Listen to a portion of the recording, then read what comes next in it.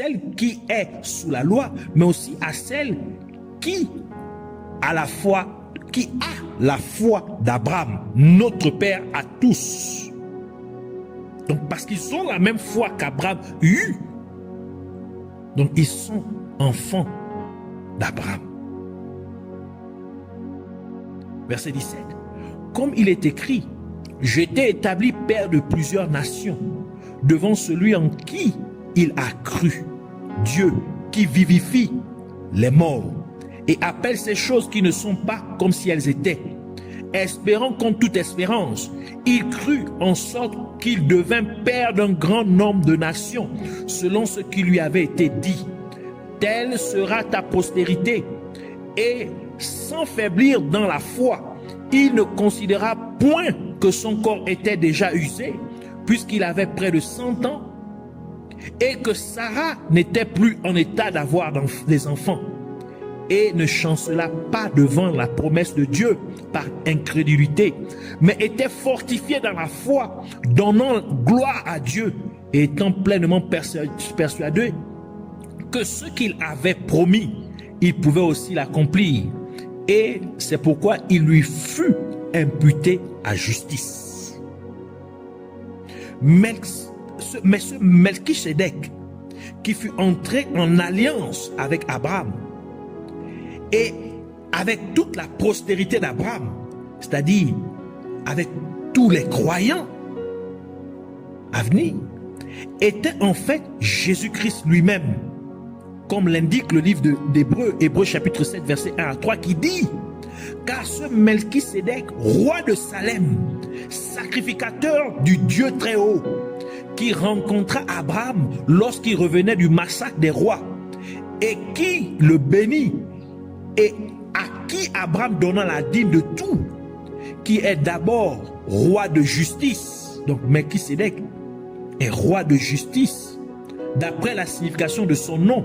Donc le Melchisédek signifie roi de justice. Ensuite, roi de Salem, c'est-à-dire roi de paix.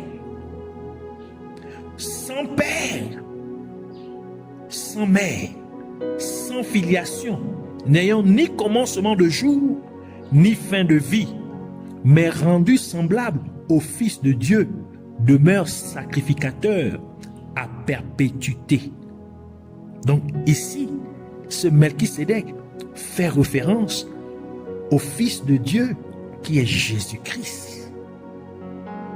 Jésus a fait ou fit une nouvelle alliance avec l'être humain, aussi à travers le symbole du vin et du pain. Et là, dans ce qu'on appelle le Nouveau Testament, où le vin représente l'alliance du Nouveau Testament, mais il représente aussi le sang de cette alliance. Et nous savons que c'est dans le sang que se trouve la vie.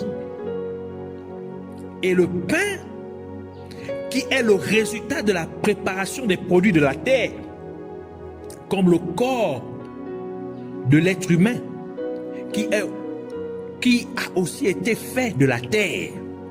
D'où le pain symbolise le corps physique de l'être humain.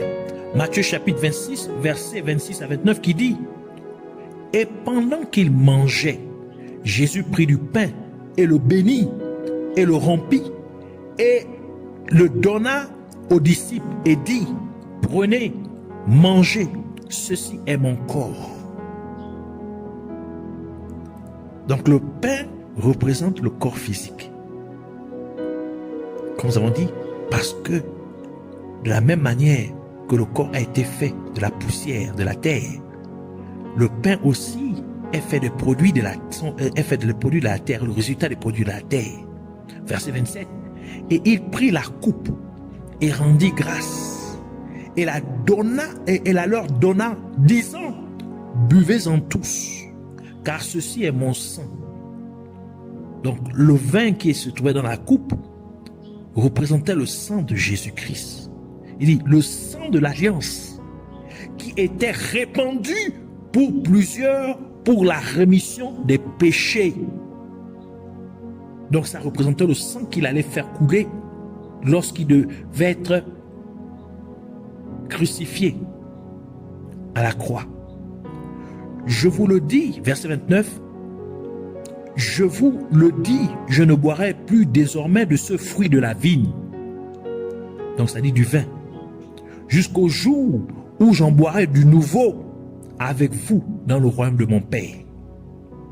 C'est pourquoi Jésus-Christ dit dans Jean chapitre 6 verset 35, et Jésus leur dit, je suis le pain de vie.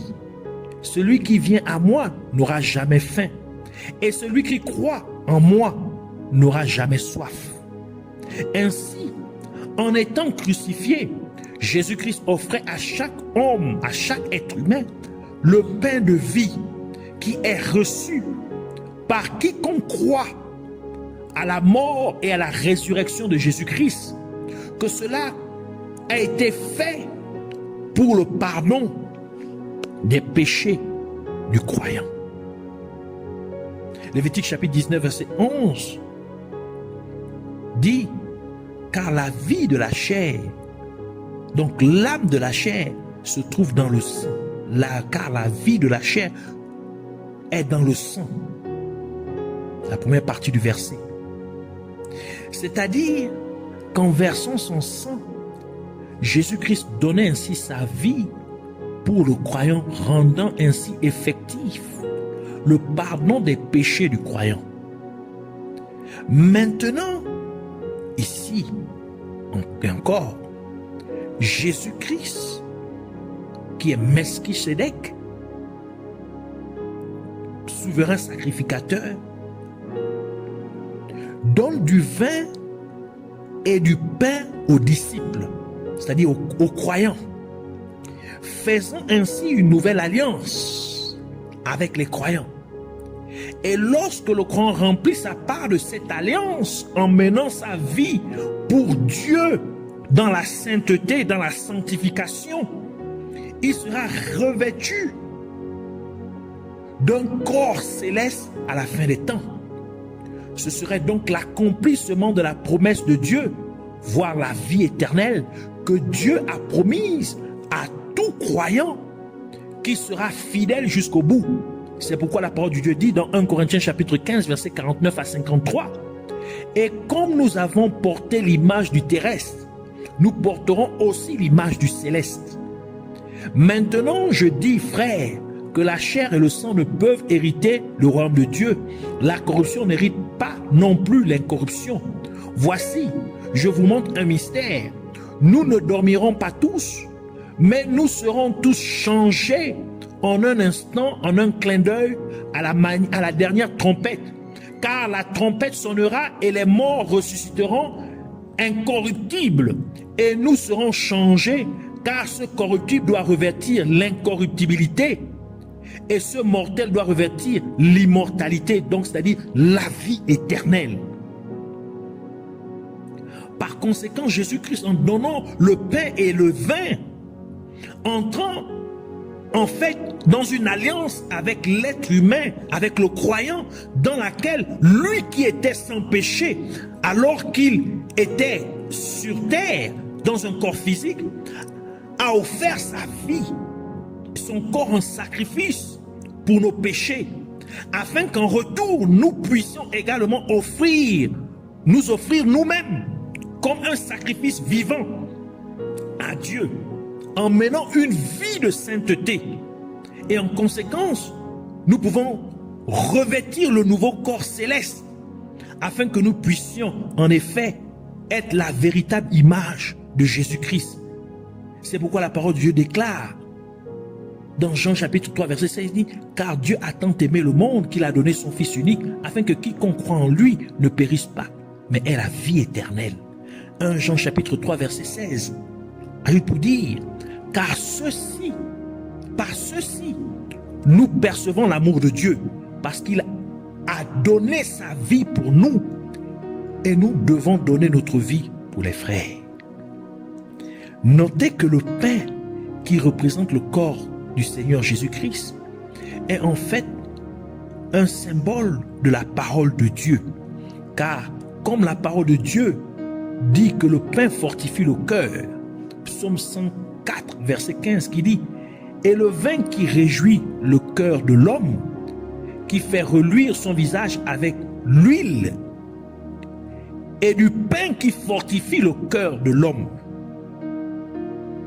Mais nous savons que c'est dans le cœur que les hommes croient. Ainsi, la foi est conservée dans le cœur. Et les hommes croient dans leur cœur pour parvenir à la justice de Dieu. Car comme ils croient, ils changent leur manière de vivre pour mener une vie pieuse, c'est-à-dire une vie de sainteté. Tel que Romains chapitre 10, verset 10 dit: car c'est en croyant du cœur qu'on parvient à la justice. La première partie du verset. Et la deuxième partie dit: et c'est en confessant de la bouche qu'on parvient au salut. Pourtant, les Écritures nous disent aussi que la foi vient par l'écoute de la parole de Dieu. C'est pourquoi le livre des psaumes a déclaré que le pain fortifie le cœur de l'homme. Tout simplement parce que le pain représente la parole de Dieu et parce que la parole de Dieu crée la foi dans le cœur de l'être humain, rendant ainsi leur cœur ou le cœur des êtres humains plus fort, c'est-à-dire rendant leur foi plus forte. Car un homme ne peut faire qu'autant que sa foi lui permet. Romains chapitre 10 verset 17 dit: ainsi la foi vient de ce qu'on entend, et ce qu'on entend vient de la parole de Christ. Donc la foi vient de la parole de Dieu. Ainsi, de même que Jésus a donné sa vie pour nous racheter, ainsi nous devons aussi donner notre vie à Dieu en marchant dans une justice totale, en vivant une vie de sainteté par une obéissance totale à la parole de Dieu. C'est pourquoi Jésus a donné le pain qui est la parole de Dieu à Abraham et aux disciples. Et il leur donna aussi le vin qui représente son sang, c'est-à-dire sa vie. C'est pourquoi la parole de Dieu déclare dans Romains chapitre 12 verset 1: je vous exhorte donc, frères, par les compassions de Dieu, à offrir votre corps comme un sacrifice vivant, saint, agréable à Dieu, ce qui sera de votre part un culte, c'est-à-dire un service raisonnable. Donc notre service sur cette terre, c'est de mener une vie de sanctification. C'est de vivre pour Dieu, une vie de consécration à Dieu, une vie de sainteté. Voici notre service. Voici ce à quoi nous avons été appelés. Mener une vie pour Dieu, donner notre vie pour Dieu, c'est-à-dire en vivant pour lui, comme lui, il a donné sa vie pour nous. Donc la sainteté, c'est l'alliance même. Cette nouvelle alliance que Dieu a conclue avec le croyant, avec les êtres humains. Quiconque remplit cette part, sa part de l'alliance, c'est-à-dire qui mène une vie de sainteté, qui vit pour Dieu, qui vit consacré, dévoué à Dieu, cette personne même recevra la promesse de Dieu qui est la vie éternelle. La vie éternelle. Alors nous voulons prier. Répète juste après moi. Je te bénis, Père Céleste, pour ta parole dont tu m'as nourri. Et je prie pour qu'elle transforme positivement ma vie au nom de Jésus-Christ.